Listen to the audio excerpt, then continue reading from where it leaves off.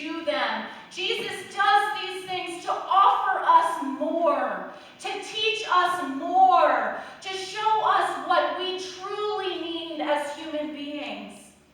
And then, in our gospel today, so we have that little to-do list.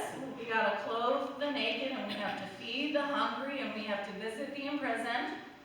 And then we get to, or gotta, depending on where you're at, we get to do even more than that. Jesus says today, the one who believes in me will do the works that I do. And, in fact, I didn't add that emphasis, Jesus did. In fact, the people who believe in me will do greater works than these, because I'm getting out of here. I'm getting out of here. Jesus recognizes that his time on earth is short.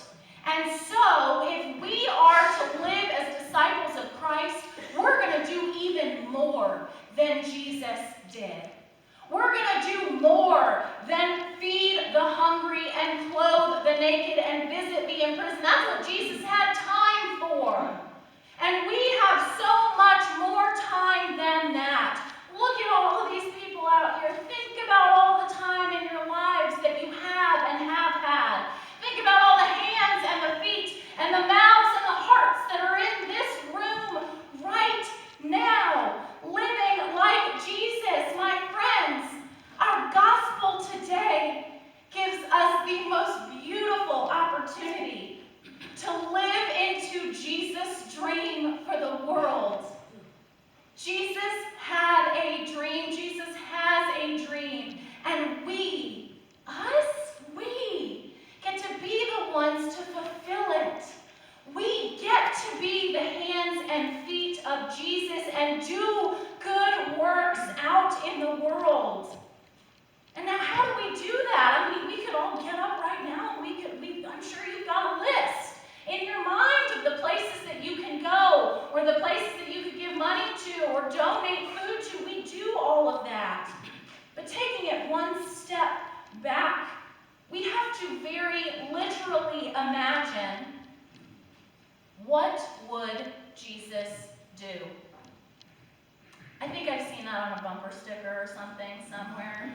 It's a pretty popular saying. What would Jesus do? In a situation, in any situation that we are faced with as human beings, we are called to pause. We are called to stop what we are doing and ask ourselves the question, what would Jesus do?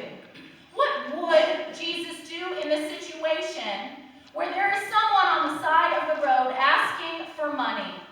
We are to pause and say, what would Jesus do?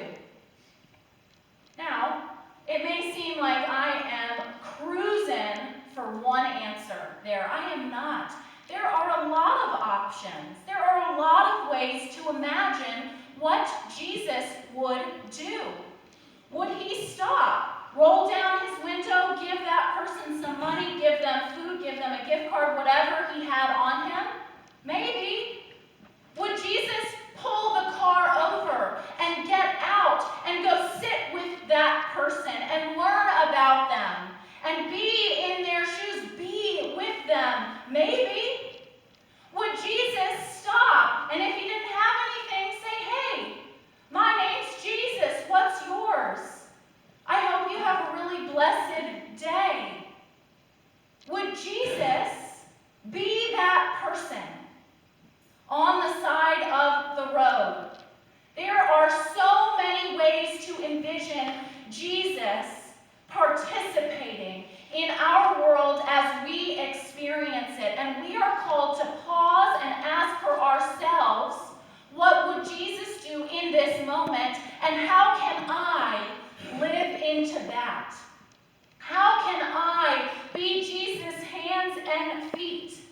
In a situation where someone in your community can't pay their power bill or buy formula for their child, what would Jesus do?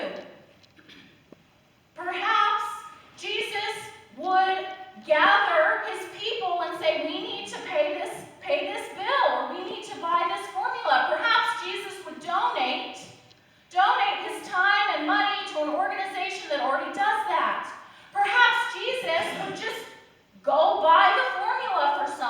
and move on. Perhaps Jesus would get more involved. By living beyond the world that Jesus lived, we have an opportunity, yes, and a responsibility to imagine Jesus in this radically different world and how he would respond. I'm going to tell you a quick story from my previous life in Northern Virginia. My church got a lot of phone calls saying that people needed help paying their bills. They needed help paying their bills. These are hardworking people who are working multiple jobs and are just trying to get by. Loudoun County, where we were, is one of the most expensive counties to live in the country. And people are just trying to make it. They're just trying to pay their rent and pay their bills and put food on the table. And so we would get calls, hey, they're going to cut off my power. Or they have already cut off my power. I need help. Now, do you guys know what it takes to get your power back on once it's been cut off? Well, let me tell you. First, you have to pay the entirety of the power bill. The entirety of the bill. Now, if you haven't been able to keep up with your power bill, do you think that you're going to be able to pay it all at once? Probably not. Then, you have to pay a fee for someone at the power company to come out to turn the power back on. The power, or the gas, or the water, whatever it is. Okay? That's a fee. Usually like $100, something like that. And then, because you've missed so many payments and they had to cut your power off, you have to put down a deposit, sometimes as large as $800, so that you can get your power turned back on. And in case you don't pay in the future, they have that deposit. Now, my friends, if you are living paycheck to paycheck, if you are struggling, to put food on the table, if you can't afford to pay your monthly power bill, do you think that you're going to have $2,000 lying around? Probably not. It is so expensive to be poor. There are so many new challenges for people, not just in this country, in countries all over the place, but also right here in Virginia, right here in Chester. There are people who are struggling with this. It is so hard, and we are called to say, how can I make your life better? What would Jesus do in this situation? Maybe Jesus would pay the power bill and the deposit and the fee. Maybe that's great. That's wonderful. Maybe Jesus would start to advocate for people, for these unfair practices that keep people poor. Maybe Jesus would go sit with people in their cold or their too hot house and be with them and come up with solutions. Maybe Jesus would rally others to see the injustices all over the place. It is our call, our job as we hear in our gospel today, to ask those questions, to not just follow in the footsteps of Jesus, which is great. I do not want us to stop doing that. But then to tread farther, to walk farther than Jesus was able to in his short time on earth, to be his hands and his feet, and imagine what would Jesus do.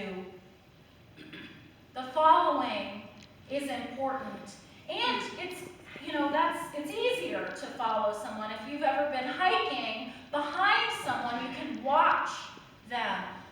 If you're scrambling over some rocks, you can say, oh, they stepped here, here, here. That one didn't work, so I better step here and here. Or, oh my gosh, look at that vine across. I don't want to trip on that. Or, oh, they already stepped on that stump and no snake came out, so I'm good to go.